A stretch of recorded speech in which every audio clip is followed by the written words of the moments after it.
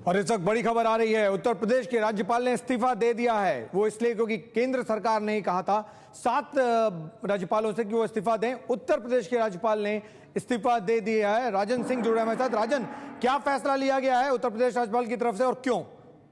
देखिए, उत्तर प्रदेश के राज्यपाल ने अपना इस्तीफा दे दिया है और इस्तीफा राष्ट्रपति भवन भेजा गया है। राष्ट्रपति भवन को भेजे इस्तीफे में उन्होंने कोई वजह नहीं बताई है और जब हमने गृह मंत्रालय के अधिकारियों से इस बारे में बात की तो उन्होंने इस बारे में कुछ भी कहने से मना कर दिया। उनका कहना है कि ये इस बात की पुष्टि जरूर की कि बीएल जोशी ने अपना इस्तीफा भेजा है, लेकिन क्या बाकी गवर्नर से इस्तीफा देने के लिए कहा गया है, तो इस पर न तो गृह सचिव और न ही गृह मंत्री कुछ भी बोले।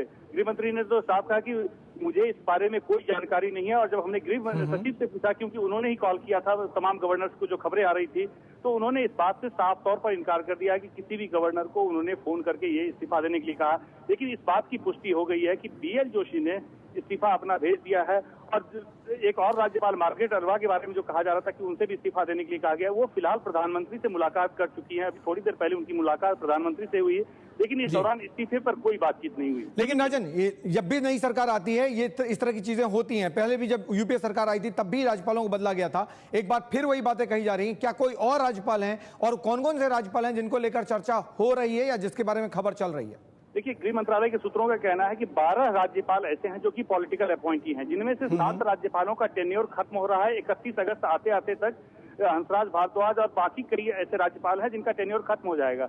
बचे 5 राज्यपाल जिनको हटाने की बात, लेकिन हटाने के रास्ते में आड़े आ रहा है सुप्रीम कोर्ट का वो जजमेंट जो जब मदन लाल खुराना को हटाया गया था और सुप्रीम कोर्ट गए थे तो उसमें सुप्रीम कोर्ट ने एक गाइडलाइन तैयार की थी और उस गाइडलाइन के तहत केंद्र सरकार इस बात की तरफ नहीं दिखना चाहती है कि वो गवर्नरों को हटाने के लिए दबाव डाल रही है, लेकिन बैक चैनल से निश्चित तौर पर गवर्नरों से बात की जा रही है। लेकिन सीधे सीधे केंद्र सरकार ने कोई संपर्क स्थापित नहीं किया है, ऐसा गृह मंत्रालय के बड़े अधिकारी बोल रहे हैं। लेकिन जो 7 गवर्नर हैं, 12 में से 7, उनका टेन्योर खत्म हो रहा है 31 अगस्त तक। राजन, बात ये भी कही जा रही थी कि जो 5 राज्यपाल हैं उनमें से किसी एक राज्यपाल ने मना कर दिया है, कहते हुए कि अब लिखित तौर पे दीजिए तभी मैं इस्तीफा दूंगी। ऐसी भी खबर है? देखिए, खबर तो निश्चित तौर पर ऐसी आ रही है कि कमला बेनीवाल ने कहा कि जब तक लिखित तौर पर वो केंद्र सरकार नहीं कर। लेकिन जब इस बारे में हमने पूछा गृह सचिव से, क्योंकि खबरों के मुताबिक गृह सचिव ने ही संपर्क किया, तो गृह सचिव ने इस बारे में साफ इनकार कर दिया। गृह सचिव का कहना है कि उन्होंने किसी भी गवर्नर से कोई संपर्क नहीं किया है, इस्तीफा देने के लिए नहीं कहा है और इस खबर को उन्होंने बेबुनियाद बताया है। लेकिन जो गृह मंत्रालय के सूत्र बता रहे हैं कि बैक चैनल से निश्चित तौर पर गवर्नरों को ये फीलर्स भेजा जा रहा है कि वो इस्तीफा दे दें।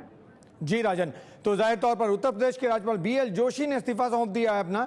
ये कारण नहीं बताया उन्होंने, लेकिन राष्ट्रपति को अपना इस्तीफा जरूर भेजा है। अब उत्तर प्रदेश में नया राज्यपाल नियुक्त हो ये तय हो गया है, क्योंकि उत्तर प्रदेश के राज्यपाल बीएल जोशी ने अपना इस्तीफा राष्ट्रपति को भेज दिया है। कौन, राजन, कोई ऐसी जानकारी किसको बनाया जा सकता है उत्तर प्रदेश का राज्यपाल? देखिए, अभी तक आधिकारिक जानकारी नहीं है। कई ऐसे बड़े बीजेपी के नेता हैं जो कि राज्यपाल बनने की कतार में हैं, जैसे यशवंत सिन्हा का नाम लिया जा रहा है, मदन लाल, उसके अलावा वीके मल्होत्रा का नाम लिया जा रहा है, उसके अलावा चमन लाल गुप्ता का नाम लिया जा रहा है और कैलाश जोशी का नाम है राज्यपाल बनने की पंक्ति में। लेकिन जो गृह मंत्रालय के सूत्र बता रहे हैं कि अगर हटाया जाता है तो जो हटाए जाने वाले राज्यपाल में से एक नाम है एमके नारायण का।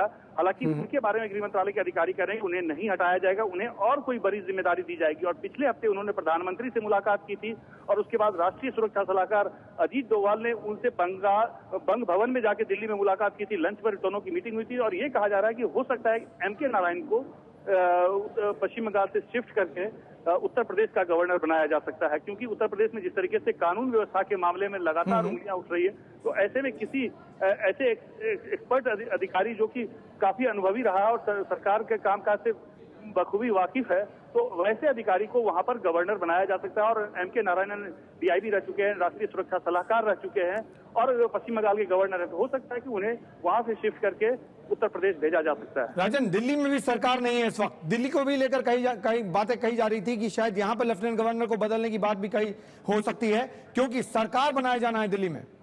देखिए, अभी लेफ्टिनेंट गवर्नर को लेकर कोई चर्चा नहीं चल रही है। अगर चर्चा चल रही है तो लेफ्टिनेंट गवर्नर, क्योंकि जो अभी मौजूदा लेफ्टिनेंट गवर्नर है वो तमाम मंत्रियों से मिल रहे हैं और सरकार, लेकिन अभी यहाँ पर बदलाव की बात अभी नहीं कही जा रही है। अभी प्राथमिकता है गवर्नर्स को के मामले में और वहीं पर सरकार का ध्यान केंद्रित है अभी।